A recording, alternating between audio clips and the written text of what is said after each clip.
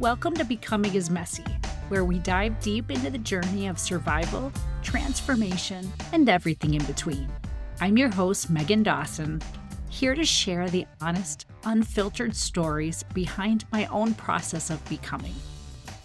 Life isn't a pretty and perfect straight line, and neither is becoming the person we're meant to be. Here, we embrace the ups, the downs, all the beautiful, chaotic, messy moments that shape who we are. Whether you're in the thick of change or reflecting on past transformations, this space is for real conversations about what it means to grow, stumble, and rise again. So get comfy, settle in, and let's get messy. Hello, fellow and future messies. Welcome back to Becoming is Messy. I cannot believe that we're already on episode number 8. Today, we're diving into our second to last step in the imperfect level up, the letter U. It stands for Unapologetically Love Your Authentic Self. Now, I know self-love is one of those things that can feel like a throwaway phrase. We hear it everywhere. Just love yourself. That's all you have to do. But what does that actually mean? What does real self-love look like? Not forced positivity, not toxic good vibes only, not ignoring the hard parts of who we are.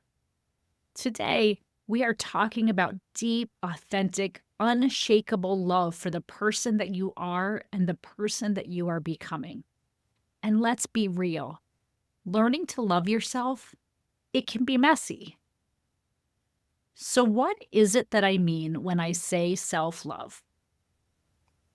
Self-love is the unwavering acceptance and appreciation of oneself, encompassing self-compassion, self-respect, and self-worth. It's the practice of nurturing our mental, emotional, and physical well-being while acknowledging that we are inherently worthy, flaws and all.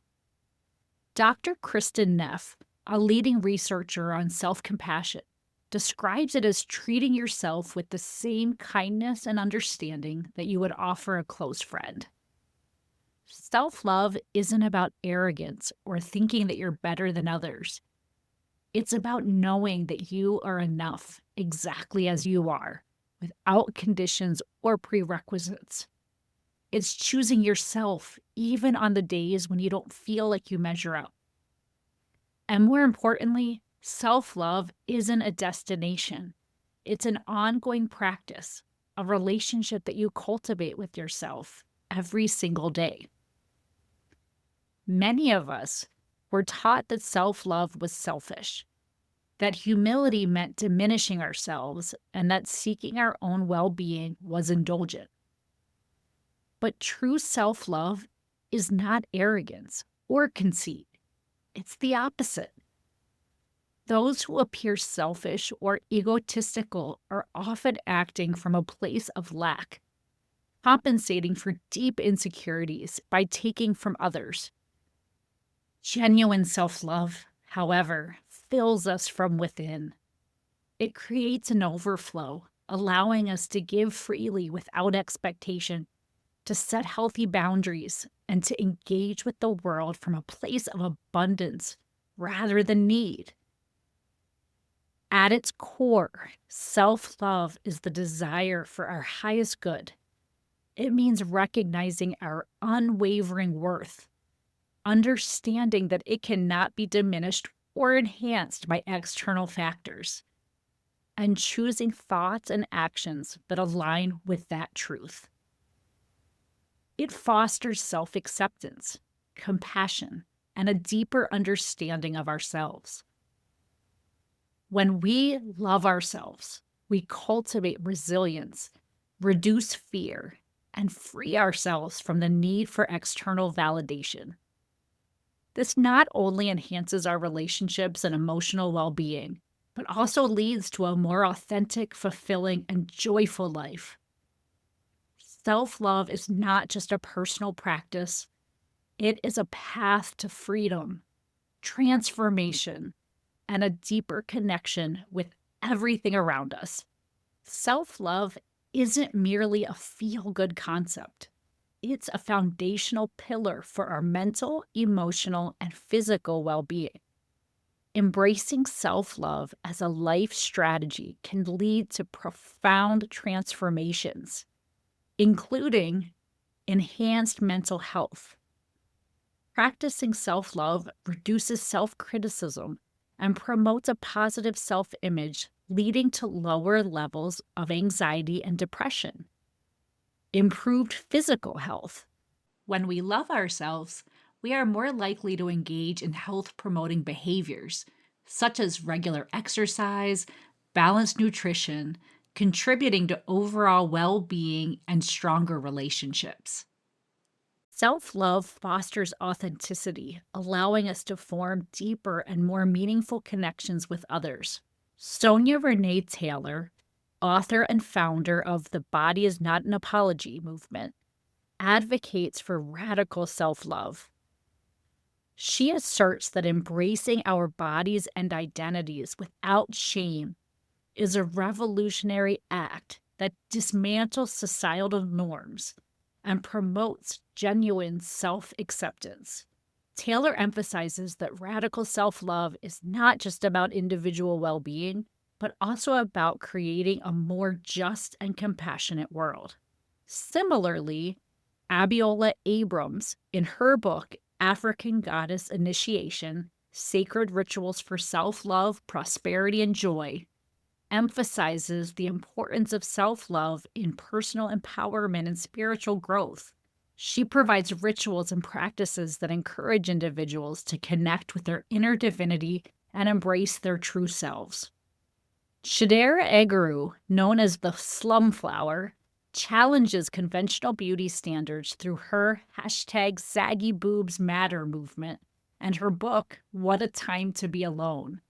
She encourages individuals to embrace their natural bodies and cultivate self love, asserting that our perceived flaws are what make us unique and beautiful. In essence, integrating self love into our lives is not an act of vanity, but a vital strategy for holistic well being. It empowers us to live authentically, make healthier choices, and build deeper connections with others. By embracing self love, we lay the foundation for a fulfilling and meaningful life. Now, what about the flip side? How can a lack of self love show up in our lives? When someone doesn't feel worthy, it often shows up in their behaviors, choices, and interactions. I'm about to share some common ways this can manifest. As you listen, think about how many apply to you. Now, we all demonstrate some of these, less and less as we gain a deeper sense of worthiness. But let's be honest, none of us are perfect, and some of these are going to show up from time to time for all of us.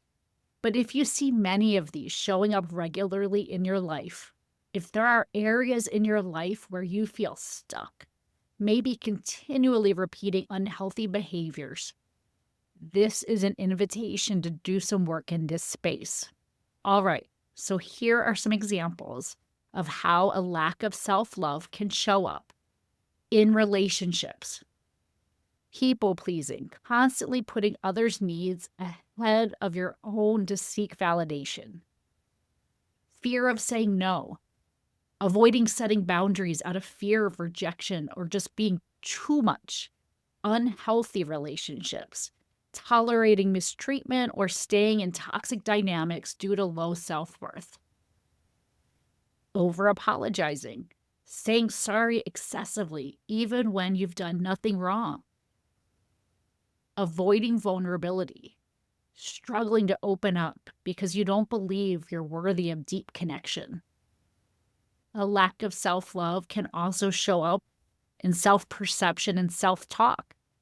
That can look like a really harsh inner critic, constant negative self-talk and putting yourself down, downplaying your accomplishments, brushing off compliments, minimizing successes, or feeling like you're simply never enough. Imposter syndrome, believing you don't deserve your success and fearing you'll be found out as a fraud. constant comparison, measuring your worth against others and always feeling behind. Somebody with a lack of self-love might repeatedly demonstrate self-sabotaging behaviors, such as procrastination and avoidance, delaying or avoiding things that would move them forward because you don't believe you'll succeed. Procrastination and avoidance, delaying or avoiding things that would move you forward because you don't believe you'll succeed. Self-destructive habits, engaging in excessive drinking, emotional eating, overspending, or other numbing behaviors. Settling for less, accepting jobs, relationships, or situations that don't fulfill you because you don't believe you deserve better. Chronic overworking, using busyness as a way to prove your worth, but never fully feeling satisfied. Here are a few common emotional and mental health patterns. Struggling to accept love or help, feeling uncomfortable when somebody genuinely cares for you, fear of being alone, staying in bad relationships or constantly needing distractions to avoid sitting with yourself, hyper independence, rejecting support from others because you don't want to burden anyone, believing you are a burden, thinking that your presence, needs, or emotions are too much for others, persistent feelings of guilt and shame, feeling like you're inherently bad or unworthy no matter what you do. There can also be physical and external manifestations. Neglecting self-care, struggling to prioritize basic needs like sleep, healthy food, or movement. Avoiding mirrors or photos, not wanting to see yourself or being highly critical of your appearance. Poor posture and body language, slouching, avoiding eye contact, or physically making yourself small in spaces. And finally, there might be a lack of dreaming or goal setting, not allowing yourself to dream big, believing you're not meant for a fulfilling life, giving up too soon, abandoning goals at the first sign of failure because you think you're not capable, living on autopilot, going through the motions without actively creating a life that feels good to you. These behaviors often come from deep-seated beliefs about unworthiness, but the good news? These patterns can be unlearned. Healing self-worth is a journey of awareness, self-compassion, and intentional practice. Here's a bit of what that shift looked like for me. I know the exact moment when I finally embraced my own need for self-love and worthiness. It was in the summer of 2013, sitting on a couch of my therapist Steve's office. The previous 2 years had been every mix of heaven and hell, including a bitter divorce battle that I was now finally on the other side of. Just as we are with the podcast, I had walked all of the very first steps of my not yet named imperfect level up system, not yet grasping the need for self-love. As I sat on Steve's couch that summer afternoon, I was months into rebuilding life. Now, as a single mom to Mara, I had started to test out the dating world, quickly discovering the repeated patterns of a lifetime of unhealthy relationships with men, which I shared with Steve. He sat quietly listening for a bit, then interjected and asked me if the men I was interested in had similar characteristics. He sat quietly listening for a bit, then interjected and asked me if the men I was interested in had similar characteristics. Reflecting on his question, I couldn't think of many similarities. These men had different physical features, different interests, different personalities, careers of all types. Some were introverted, some extroverted. Some were so much fun, others were really serious. As I listed more and more of the differences in these men, Steve sat there and smiled before finally interjecting to say that my response was exactly what he had expected. To him, I sounded like somebody who simply likes it when other people like me. I felt lucky to have the attention of anybody, with little to no standards on the types of people who would be actually good for me.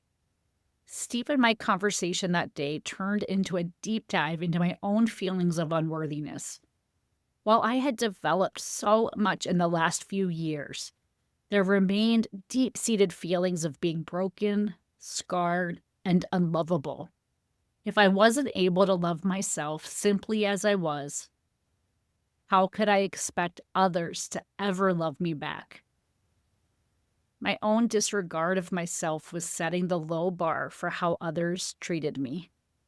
If I was going to break that pattern, I needed to find it in myself, to feel compassion, worthiness, and love.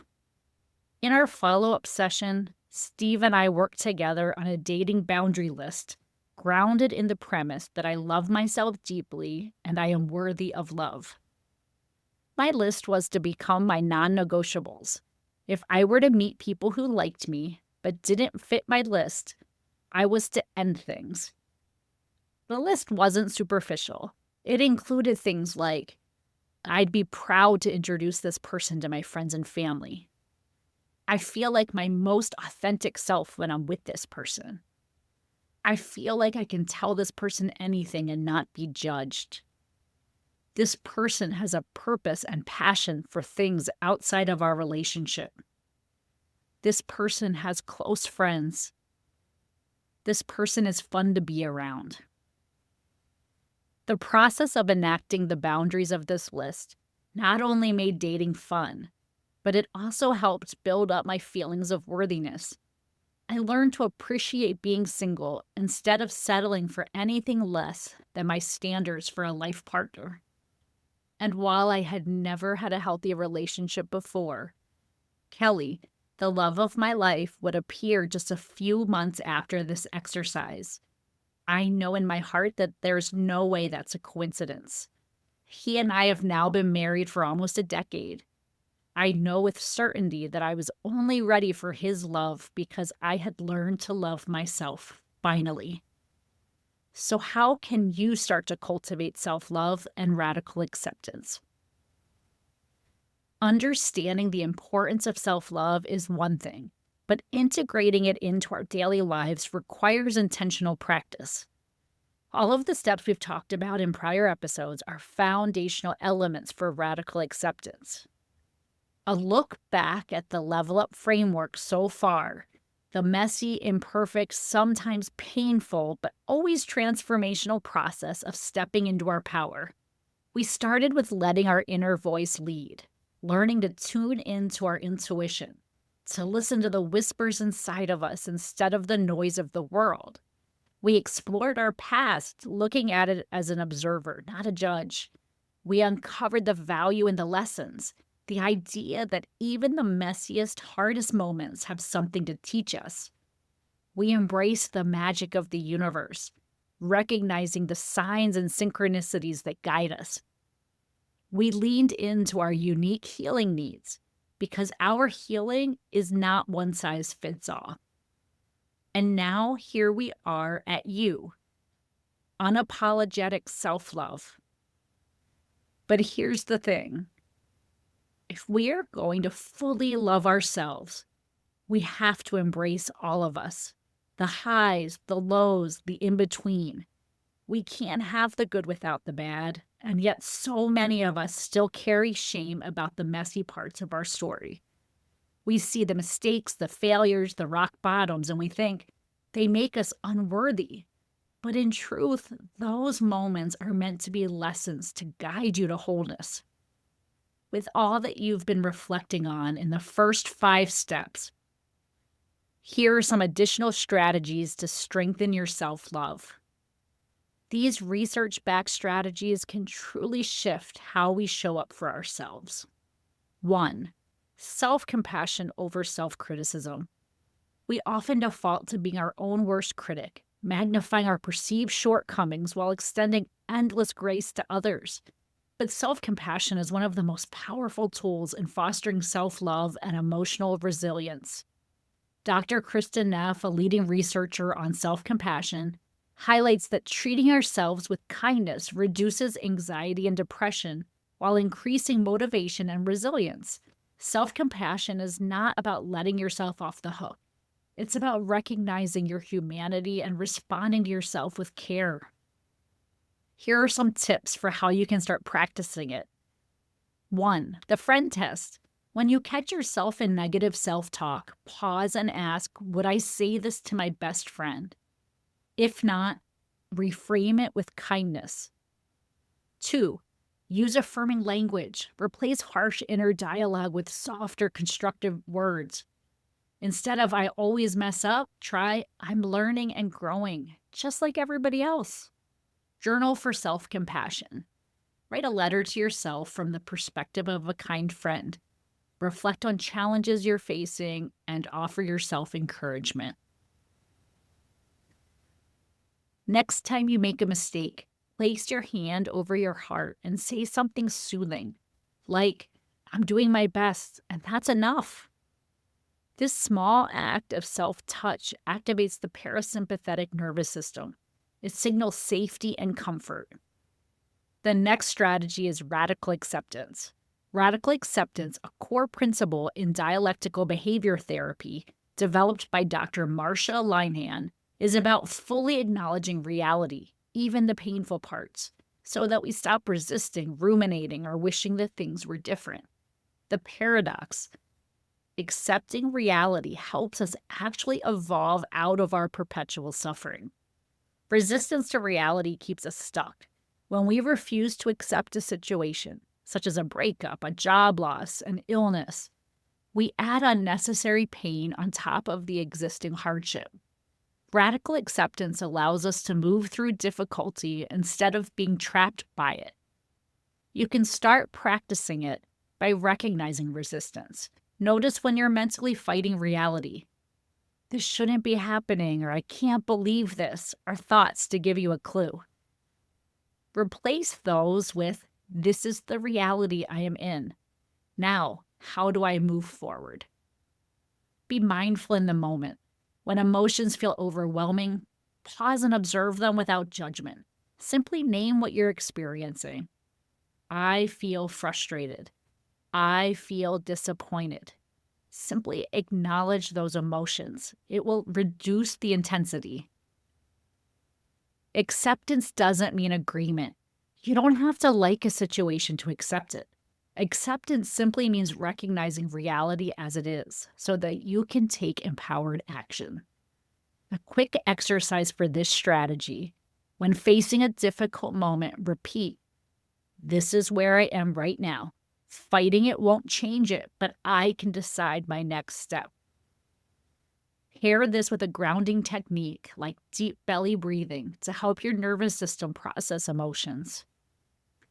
And the final strategy: set boundaries as an act of self-respect. Boundaries aren't walls to keep others out. They are guidelines for how you allow yourself to be treated.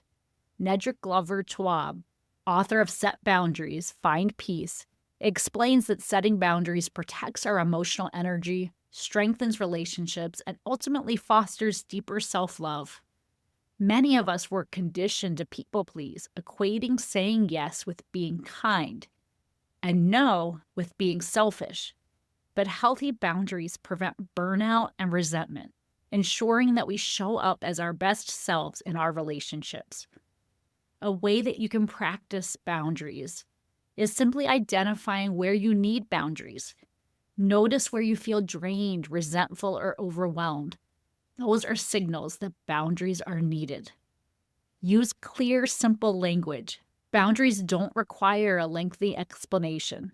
Try, I'm not available for that right now, or I appreciate the invite, but I need some time for myself, or I won't be able to take on extra work this week. Stick to your boundaries without guilt. People may resist at first, especially if they benefited from your lack of boundaries, but that doesn't mean you're wrong for setting them. If you struggle with saying no, practice this phrase in front of a mirror: I am allowed to protect my energy.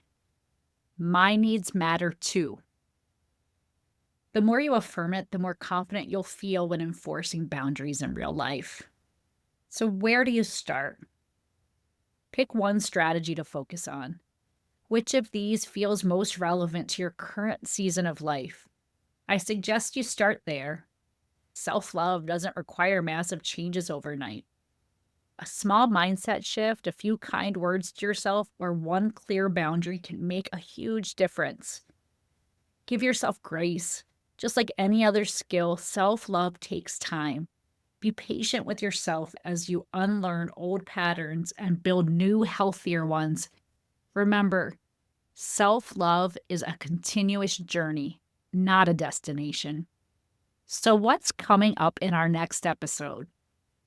Episode 9 brings us to the final piece of the imperfect level up, the letter P. Pass on your level up knowledge to your tribe.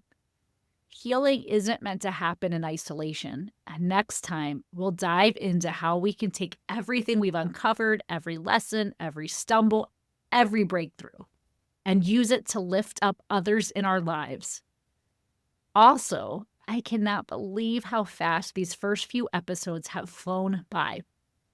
When I launched the Becoming is Messy podcast, my intent was to start the first few episodes solo, to share a bit about me and my philosophy on becoming, with episode 10 always planned as the milestone when we'd start bringing guests onto the show.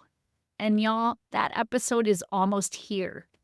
The conversations have already started to come together. They are everything. Raw, real, messy, and so damn inspiring. These guests are bringing their own stories and wisdom from how their own becoming has been messy, and I cannot wait to share them with you. So make sure you're following on your favorite streaming site because big things are coming. All right, messies, if you take one thing from today's episode, let it be this. You are already enough. Right now, as you are worthy. Loving yourself isn't about waiting until you're perfect. It's about embracing yourself fully in this moment with all your flaws, your strengths, your scars, and your magic. So here's your challenge this week. What's one small way you can show yourself some love?